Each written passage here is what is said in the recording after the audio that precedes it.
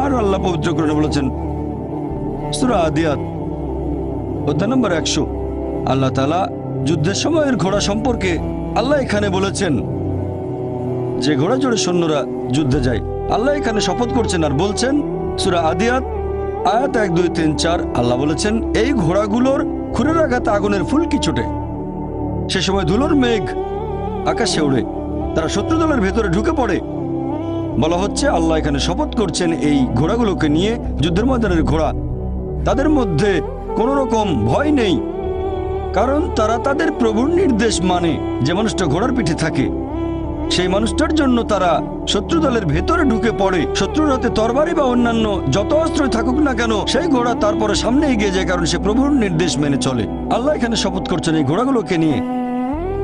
তারপর আল্লাহ তাআলা বলছেন তবে মানুষ অবশ্যই অকৃতজ্ঞ। তার মানে যুদ্ধের ঘোড়া প্রভুর আদেশ মানতে গিয়ে মরার জন্য প্রস্তুত, এই কারণে ঘোড়াটা মারা যেতে পারে, তারপরেও প্রভু আদেশ দিয়েছে বলে এগিয়ে যাচ্ছে।